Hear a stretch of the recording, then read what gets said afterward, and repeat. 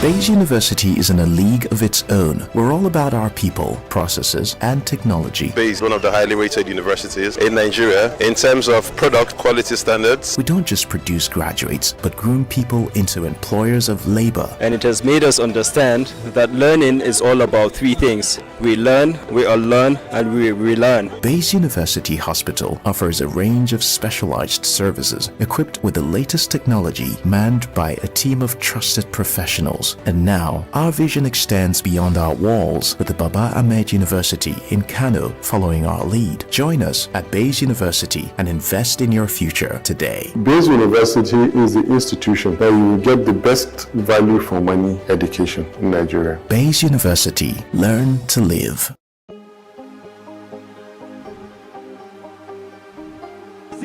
I will take you through this amazing lesson today.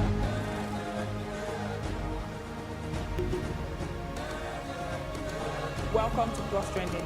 I am Buki November, your host, saying thank you for joining us on today's episode. Welcome back. It's tea time on Plus TV Africa. Practice makes perfect. I'm not perfect yet, but I'm a lot better than I used to be. He's a king. He's entitled to marry 100 if he wants to.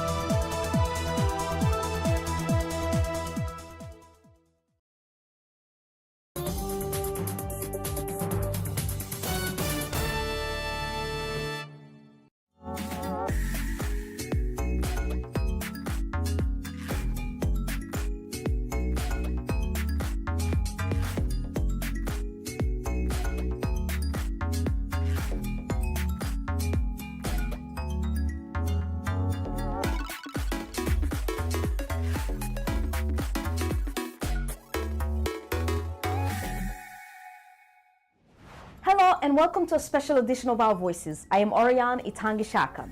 On today's show, we'll hear from African women who are using technology to better their lives and their businesses.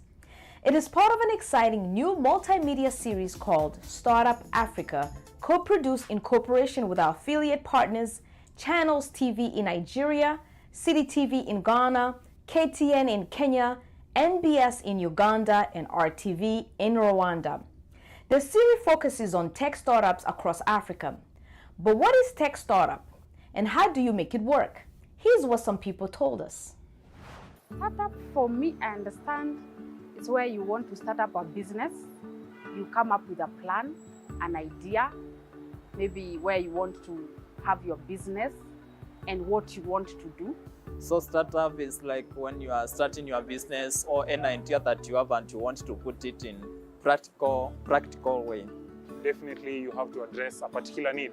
You have identified your market and you've seen a niche, so you have to bring into your startup to fill that gap. The startup phase is when you have dreamt of an idea to be able to solve a certain solution in the community. You bootstrap the process, and then you get to the point where you have a viable product or a viable service that you're showing to people. Once you're making an impact in the lives of people, you're solving a specific problem. That, for me, it's just the beginning as a startup. Uganda technology and skill consultant Ruth Musoke Benzika has some of the answers. For anybody to have a very successful startup, first of all, you must have the vision, the courage, and the ability to know that you fall, but you can raise up. If you don't have that, it doesn't work. Because, if you're starting up something, you are beginning from scratch. You're trying to reinvent something that probably has not been done before, and a number of times you're going to get people who will tell you it will not work. Some will tell you it is not possible. Some will tell you it is not of this time. And it means that you really need to have that strength to say, this is what I want. You need to be able to see far more than what other people can see. Catherine Karimbo Gichungi had the courage to say yes. The Kenyan entrepreneur launched her startup, Raid and International, to help people in the informal sector better advertise their skills and find more work. Here's her story.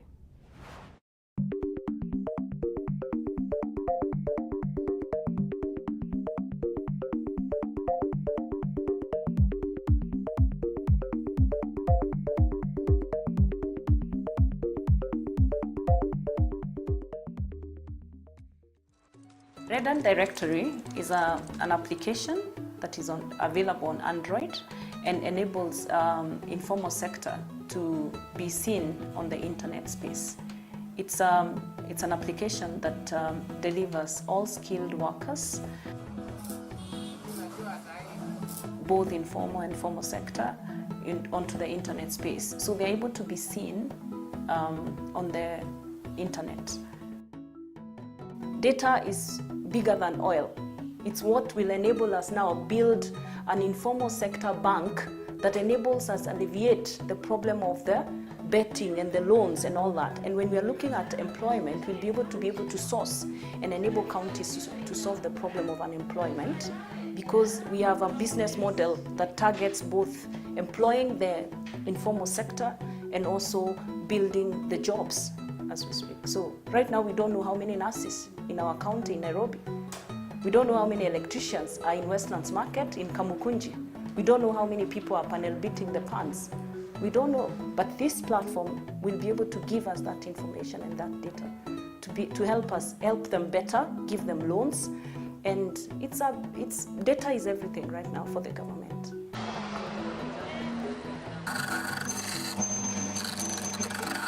I've been Redund Directory from around 2015.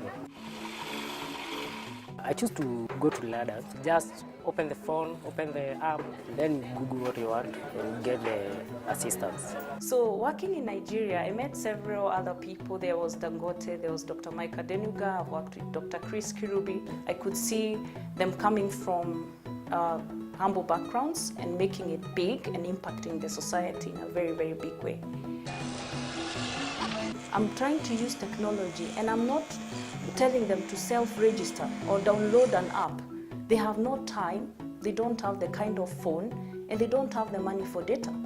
So I'm going to them. I've devised a way from what I learned from my time in Safaricom and M-Pesa to be able to use that know-how to go out to the villages and form a network of agents that bring the informal sector to the internet space. So for you to become an agent, you have to have the passion to go out there and have the passion for the informal sector. So our agents are created on the back end of our system. So there's a business model. We are able to structure the fees. So we started with $2 to 200 shillings, so that is shared within the agency structure. So we recruit you, for example, and you become an agent. So you are an agency and you are able to add 50 school Form 4 leavers under you, up to 100 if you like. So that creates instant employment, and it's Africans to change Africa. It's us Kenyans to do something. So I'm just doing something. I work for Redant as an agent. My work basically involves going to the street, looking for new service providers. We register them so that they can acquire more customers through our online platform, that is Redant Directory. So far, I've been able to register 7 people. If I'm registering a customer, that is a service provider, you just pay 200 bob, which goes to the company through the pay bill, and that's all. You'll never pay anything else. I want to join Redant Directory now so that I can spread the tattoo art. I choose Redant Directory just to spread, to get more market. I've interacted with some of the people on the directory of Redant, and the feedback was good. Funding is not, it doesn't come easy. So I've funded using my other consulting services. So once I get some money, then it goes into funding the building of the code. Redant Directory is not yet profitable, so hopefully we will be a big brand. But everyone is trying to get into the informal space right now. We have a saying at Redant Directory: the fact that Ronaldo is a very good football player does not stop Messi from playing. It's time to take a break. When we come back, we'll go to Kenya and talk to a female entrepreneur about how her insurance startup has changed her life despite the financial hurdles and organizational stress of her new business. Stay with us.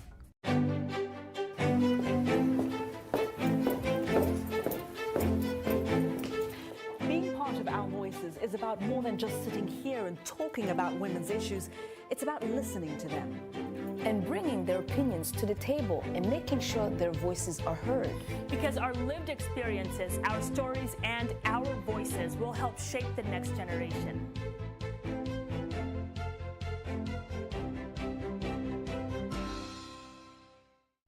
Welcome back, you with Our Voices. When Ines Maina launched the Kenyan insurance startup Bismart, she learned that being an entrepreneur changes your life. Despite the financial difficulties of starting any new business, she says that her approach to life is now simpler. Let's look at her startup journey.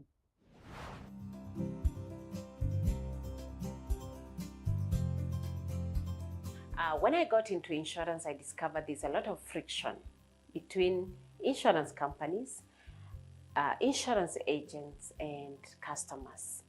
And every day I kept asking, how can we reduce this friction? Because customers would complain. I get to know that I was not covered when there's a claim. And the insurance, from their point of view, they have given all the information through a policy document. So I needed to understand what is the real problem. Most of the young people have their income is not consistent. So how do we enable them accept insurance as a risk mitigation solution to their financial issues?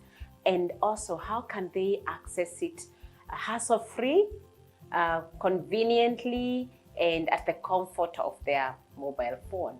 Working with Bismart, I think I've loved their services. I don't get to deal directly with the insurance company. I deal directly with Bismart, which makes my work so easy because I just need to sit back and they'll handle everything else. We're in the digital era, we are in the 21st century, and things can be done in a better way. Things can be done in an easier way. So you find that if we have the startups that are bridging the gap, then it just works out very perfectly for the rest of us here. The problem we are solving is actually in the insurance sector. The penetration of insurance in Kenya is very low. And actually, in Africa, apart from South Africa, most of the African countries, the insurance penetration is very low. Now, when you look at the demography of Africa, we have a very young population. You know, median age, 19 years old.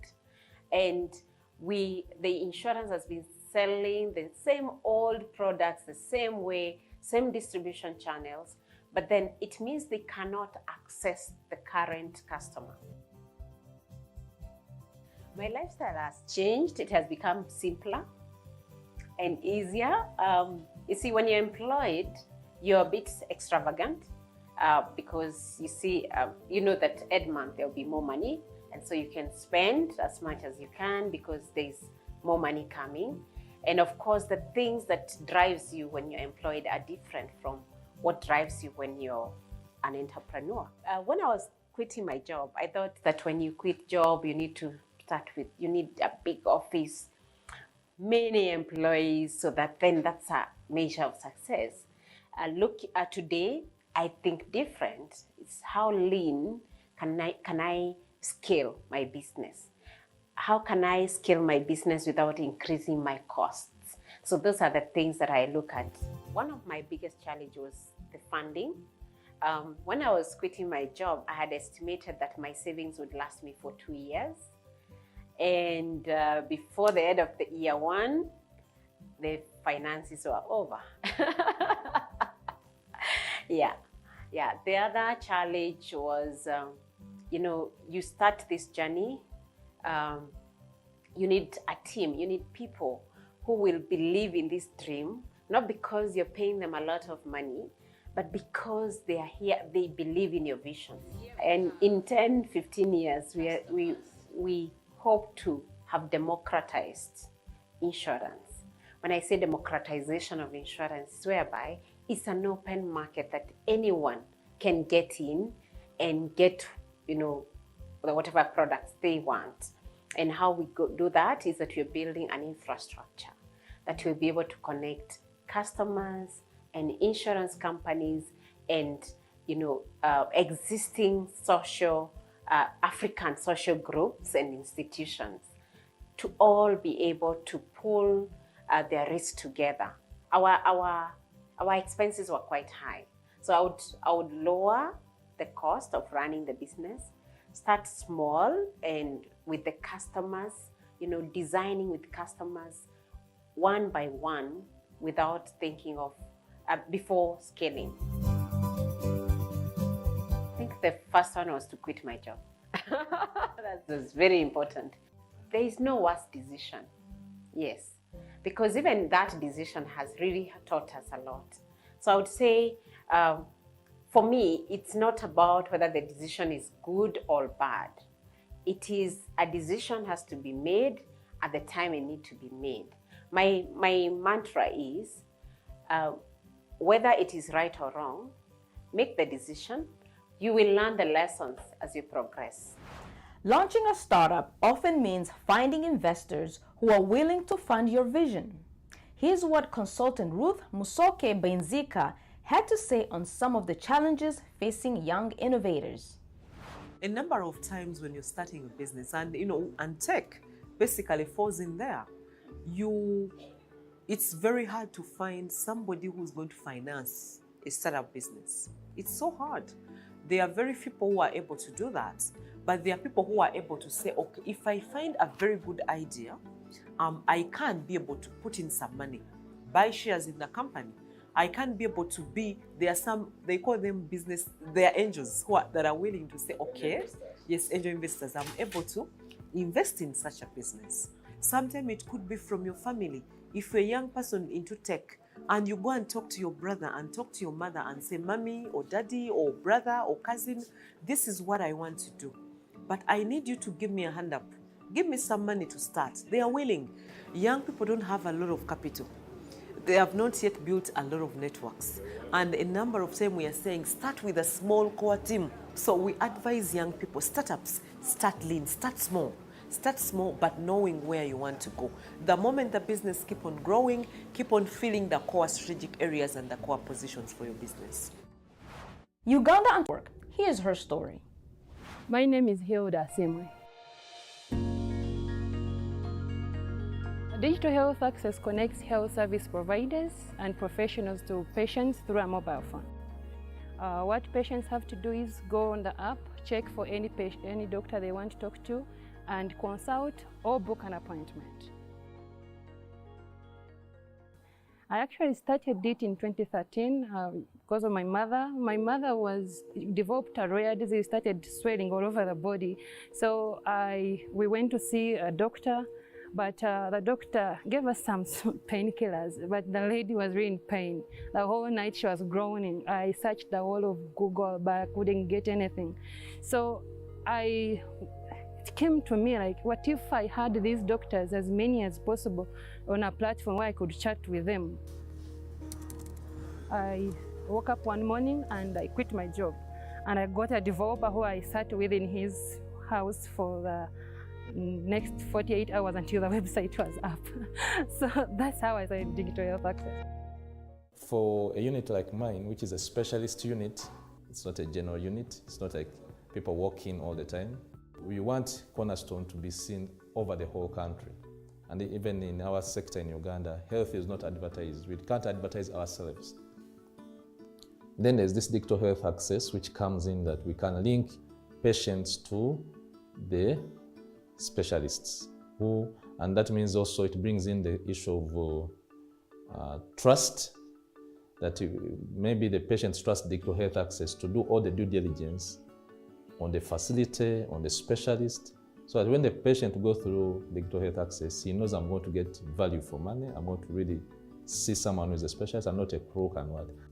And young people have a challenge, they fear hospitals. It's very hard to see a teenager just walking, and sometimes they suffer with these diseases and they don't know whom to talk to. This is the time to use the app. Accordingly to our analytics, Google Analytics, actually more of our visitors are between the age of 18 and 28. So, and according to our analytics still, the most questions are asked about sexual reproduction.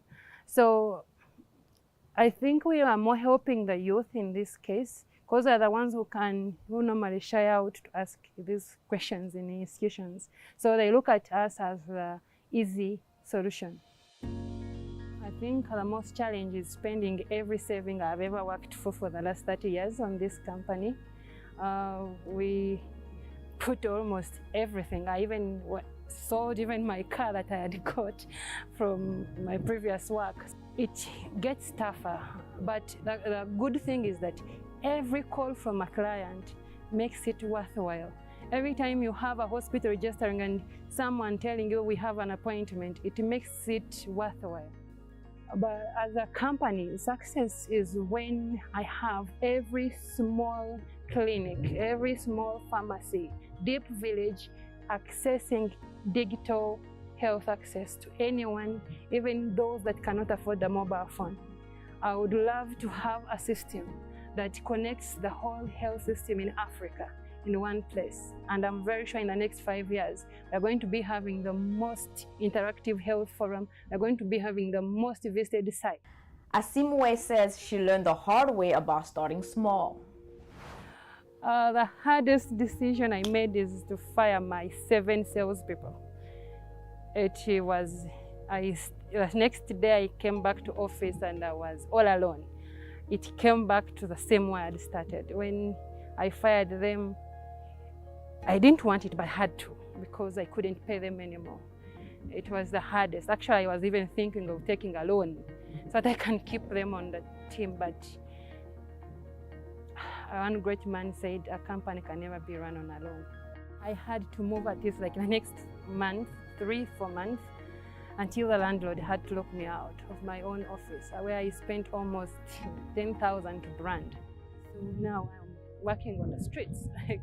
So I have to meet these people in hotels. It has actually made me stronger. I've never been more passionate about this business like it is after they have locked me out. Actually, like, this lady does not know what she's doing when she was closing me out. It's like, I'm going to be the most important person in the next 3 years. And I may even buy this building one day. I know it is not easy, but vision never dies. It's time to take another quick break. So do you know of any startup business on the continent that we should be keeping our eyes on? If so, let us know on Facebook, Instagram, and WhatsApp. The number is right there on your screen. Our handle online is @VOA Our Voices. Use the hashtag VOA Our Voices so we can find your comments. After the break, we'll take a look at how coronavirus pandemic is impacting entrepreneurs. We'll be right back.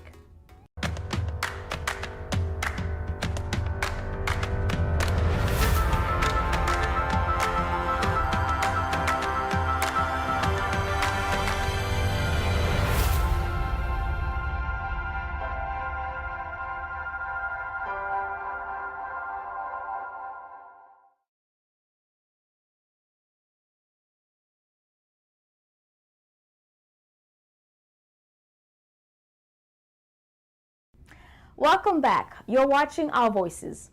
The ongoing coronavirus pandemic is changing all of our lives. Here's how the virus has impacted some of the entrepreneurs in our Startup Africa series.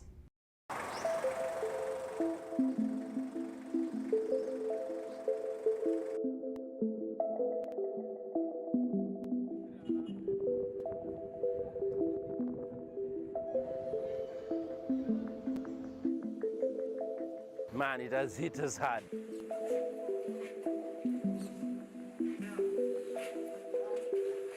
COVID has put everyone in a very difficult situation.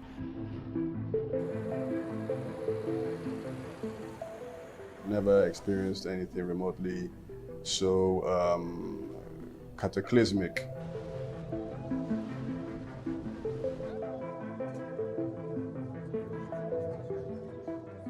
Transport tech startups have been affected negatively.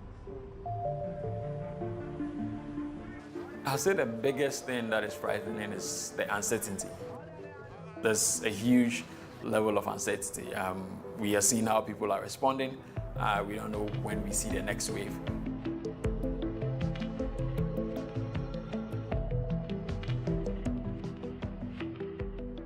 The economic impact of the COVID-19 pandemic is still unclear. And that uncertainty is bad for capital markets.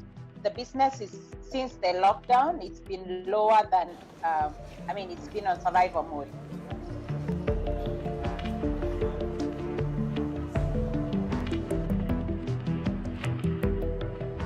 People are fearing health facilities because they think they might actually be at risk of getting COVID-19. We are obviously in certain times, but they've brought our company closer and our team closer together and forced us to really focus on what is important. It's very important for you to have your own courage to say, yes, I'll make it no matter what. And even when I fall down, I'll raise up and walk and move ahead. While most companies are losing business during the pandemic, analyst Ruth Musoke Benzika says tech flexibility gives it a greater adaptability. For me, I think that COVID has actually created a lot of opportunities for people in the tech sector. You can see that people are now more open to online meetings. Instead of coming to meet, people are able to go online and meet. People are more accepting to technology before, at whatever ages. You are now seeing more people who are able to say, okay, instead of going to a market, I would rather go online on an app and I'm able to order what I want. The co-founder of Nigeria's Helium Health, Tito Ovia, says coronavirus is having an uneven impact across Africa startups. We've seen from the healthcare tech industry like I'm in, there have been many innovations, many telemedicine solutions, contact tracing solutions that have come up to be able to help and fight the pandemic. However, fintech companies have actually suffered, during this point in time as, a lot of them make their money through, businesses and processing their payments and aviation. Agritech as well have also suffered in the time because, again, can they really now be able to reach the farmers that they need to? So it really depends on what tech industry you're in. Healthcare, honestly, I would say is booming, but we might find that definitely others have been suffering. For Ines Maina, the economic impact of COVID-19 is reducing demand for insurance through her Bismarck startup. The year had started very well until when the lockdown was announced. We actually had to close our office to cut on costs so that we can keep the business on survival mode. And insurance is luxury. We saw a decline in number of people who are buying new policies.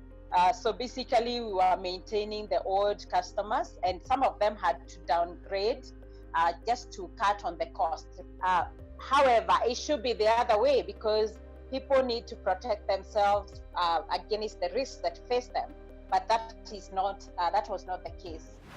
Ruth Musoke Binzika says innovators prosper by aligning startup strategies with changing market conditions. For innovators, this is your time. Use COVID to innovate. Come up with solutions. If you have a very good solution, I am sure you will always find a funder. Importantly, keep your integrity. Once you have integrity and you have a good innovation, the sky is the limit. That's our show for today. Thanks to our Startup Africa co-production partners, Channels TV in Nigeria, City TV in Ghana, KTN in Kenya, NBS in Uganda, and RTV in Rwanda. Look for the whole Startup Africa series on the station broadcasting VOA programs, including this station, or visit our website, voanews.com. Thanks for watching Our Voices. I'm Oriane Itangishaka.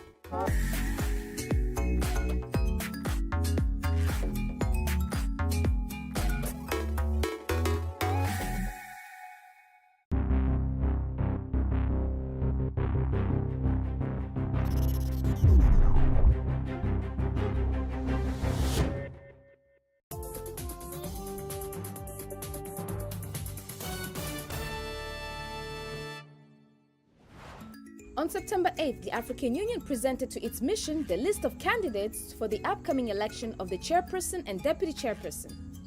The nominations are expected to take place during the 34th ordinary sessions of the Assembly in January and February 2021. On this special edition of Our Voices, we'll take a look at the process to the top leadership of the continent and what's at stake come 2021.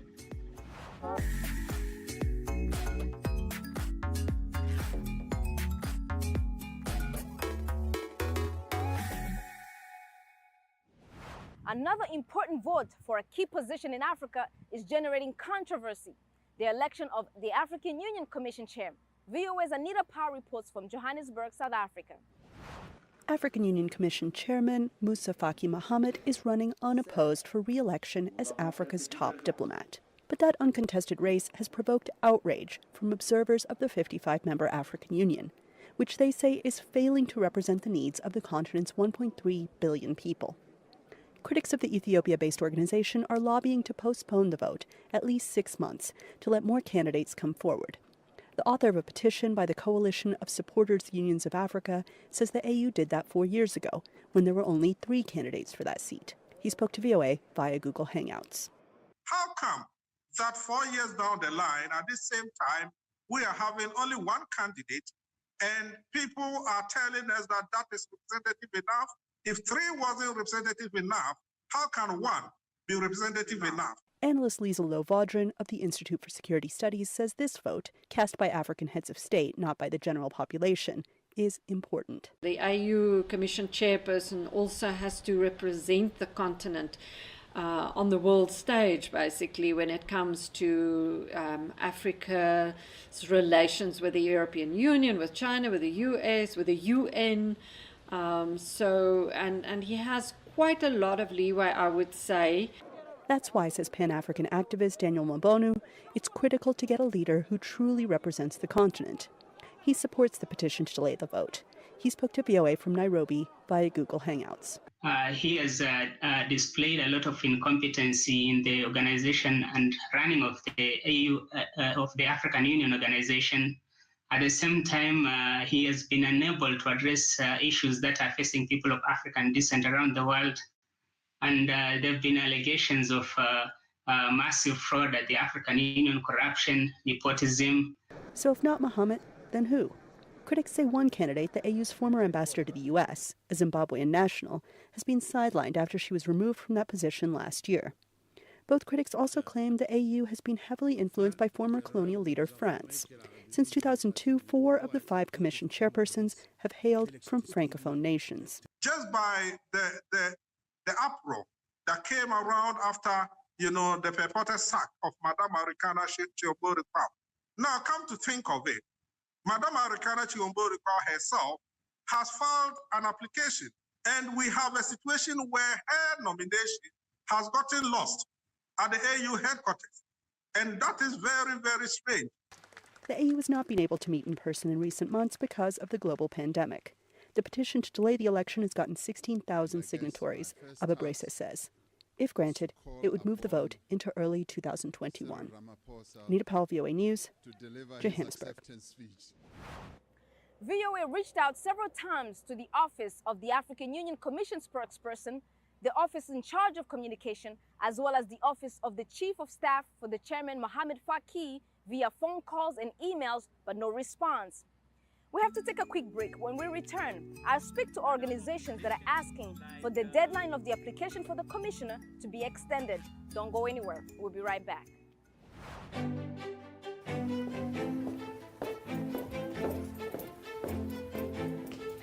Being part of Our Voices is about more than just sitting here and talking about women's issues.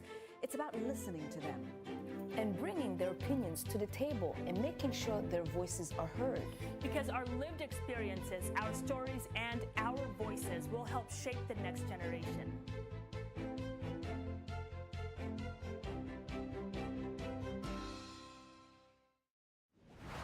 Now in Ghana, the Kwame Nkrumah Ideology Institute adds its voice to the numerous petitions to extend the nomination deadline for the commissioner position. I spoke via Skype with the executive director of the institute and began by asking him what provoked this organization to begin this petition. Our organization is taking a huge inspiration from our founding fathers, all those who really thought it wise a point in time in the history of Africa to ensure that we come together as a body. We really think that what they stood for and what they fought for is not what is reflected today, contemporary. We think that there's been some kind of problems, infractions at the AU corridors in terms of the current nomination for the African Union chair. And so we think that the processes towards that hasn't been fairly executed. And so there's the need for us to add our voice to the numerous voices out there to ensure that the right thing is done. And so we have come together with other organizations like the Global Pan-African Network, the All-African People's Organization, Coalition of Supporters Union of Africa, and many more. The 1.3 billion Africans must begin to talk. Now, in your view, why don't we see other names of qualified candidates coming from the different regions of the continent? And of course, the diaspora, which is the 6th region of the continent. Why don't we see more candidates? That is a big question that should begin to awaken all of us. Because we have the 5 regions you have mentioned, including that of the diaspora, that makes it the 6th region. We cannot allow the position of the African Union Commission chair to go unopposed without being contested, because we believe that we have qualified, competent people from these regions. From what we gather, Ghana had submitted a candidate for the commissioner position, Dr. Mohamed Chambers, known for his experience. After 2 days of submitting his candidacy, from what we gather, he pulled out. What do you make of that? In the petitions, we have asked the same question and waiting for a response. The right person to explain to the 403 million people within the sub-region is Dr. Mohamed Chambers. He has to explain why he withdrew at last minute. We don't just understand, and we still want answers to that. The reason, because we've been told that he went to Chad, and in consultation with Chad, he withdrew. What consultation went on? What consultation went on? Read once again your petition. The heading of your petition says that Africa is not for sale. Could you elaborate on what you mean by that, and whom does it seem that the African continent is being sold to precisely? The AUC say, the commission say, it's all about who has the key, who will have the key to the African Free Continental Trade Area, right? And once you have that key, that influential key, you are in position to decide whether you are going to use that key to the benefit of Africans or not. That is where our challenge is. We want a competent person at the AU who will serve the interest of the millions upon millions of women who are suffering in Africa, who are having difficulties in healthcare. You do not see that, Mr. Mohamed Faki. You do not see that. Look, the important thing is that this year has been penciled down as silencing the guns in Africa. What has the AU done so far? And so we believe that those who have proven their worth, those who have come out to speak and pursue issues relevant to the growth and betterment of the African people, must be given the chance. We don't have confidence in Faki. That is His Excellency Faki. We don't have confidence in him with regard to he being the AU chair. He doesn't measure up to our forefathers, those who stood and fought for the AU, for which he is now the chair. If not, why should you make that position unopposed? Why does he want to be there? That amounts to a forceful takeover of the African Union. And so we are appealing to all the African heads of states that is to use their sovereign authorities given to them by the people at the grassroots to ensure that the right thing is done.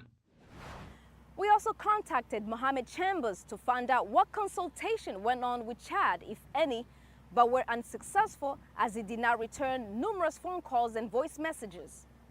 Now, the vision of the African Union seeks an integrated, prosperous, and peaceful Africa driven by its own citizens, represented by a dynamic force on the global arena. I sat down with Johannes Mesgabe, who held several positions at the African Union, including the coordinator of the African Leadership Academy. While on a trip here in Washington, he tells us the importance of the youth in fulfilling the vision of the African Union, as well as his take on the current controversy on the election of the commissioner. Many young people, and also African citizens, feel like the organization does not represent their aspirations and yearnings. The organization is disconnected from their life, day-to-day life. It's not on the ground. Unfortunately, if you were to ask them if they know the Department of Political Affairs, Social or Economic Affairs of the African Union, they would not tell you. Why? Because the presence of the African Union in each and every one country across the continent is not really felt. It has to come from a systemic place before the youth can actually feel part of the system, part of the African Union, to realize the vision of the African. When Madam Zuma drafted the Agenda 2063, she made sure to consult the young and emerging African leaders from across the continent to give their inputs in the documents, because you cannot have a vision for the next 50 years without consulting the evaluators of the Africa in 50 years. So for Moussa Faki, what he needs to be doing is to ensure that each department at the African Union Commission has youth desk that would be the eyes and the ears of the young people in every African countries. That has not been happened, but that was decided by Madam Zuma's time. You are the person who, in 2016, started the first ever debate for the African Union Commissioner during the elections, and it was broadcasted all throughout Africa. We are seeing that now we have only one candidate. Do you fear that there will not be any debates, and what does that mean? You remember on the 2016s, we only had 3 candidates for the post of the chairperson. There was a decision to postpone that election because none of the 3 candidates were able to get 2/3 of the votes of the assembly. Then we had 5 candidates. So when we had that debate, we were able to bring the 5 candidates to present their manifesto and give an opportunity for the citizens to actually engage them, the opportunity to know who has what and how do they see the challenges of our continent for the next 4 years. What is their objective? What are the priorities for the next 4 years?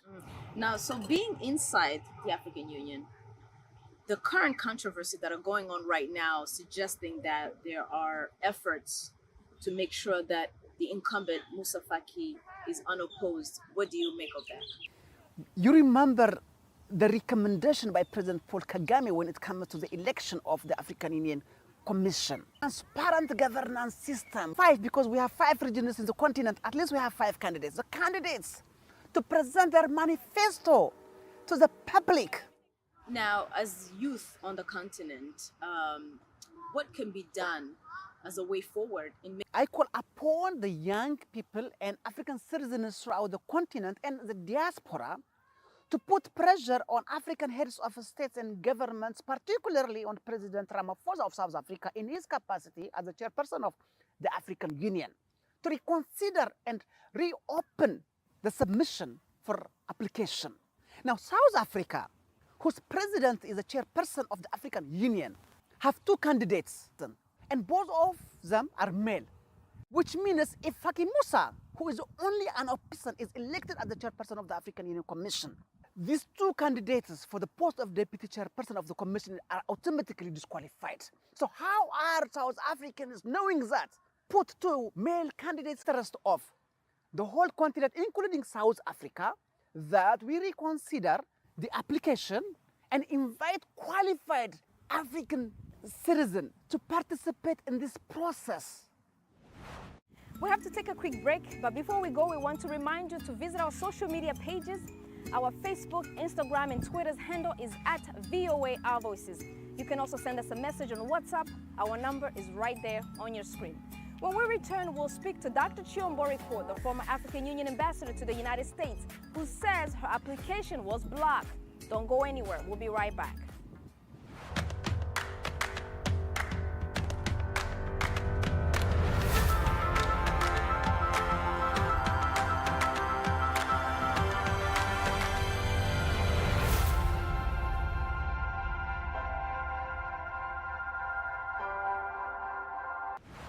Welcome back, you with Our Voices. We're discussing the leadership of the African continent. One woman says her application to the position of the commission chair has been blocked to be democratic. She's none other than the former African Union ambassador to the United States, Dr. Arikana Chiombori Kuo. Madam Ambassador, it's a great pleasure to once again have a conversation with you. Thank you for having me and welcome home. Before we discuss the upcoming AU elections, we also know that next year will be a key year with the implementation. African Continental Free Trade Area basically says no more shall 55 different little-bitty countries go to the world stage to negotiate for trading purposes of an Africa that spoke with one voice. It took us from 1963 to 2018 to agree at a consensus of a decision that we can all speak with one voice as one Africa. And Moussa Faki Mahamat, who is the current chairperson of the African Union Commission, President Nana Addo of Ghana handed him the keys to the African Continental Free Trade Area Secretariat. That means now Chairman Moussa Faki Mahamat has the keys to the continent. If If he's nominated for another 4 years. What are the specifics of those keys in terms of how much power that the commissioner has in terms of the agreement? You got to understand the whole purpose of having is to have an Africa that speaks with one voice. How do we feed people from Botswana? We are saying, what do 1.27 billion people need? So he'll be able to decide the railroad contracts. The Cape to Cairo Highway, for example. The approval will go through Moussa Faki. The Cape to Cairo Highway is something that's needed. The shipping lines all around the continent, 90% of the trade, intra-Africa trade, is via maritime. Contracts to do through the AFCFTA.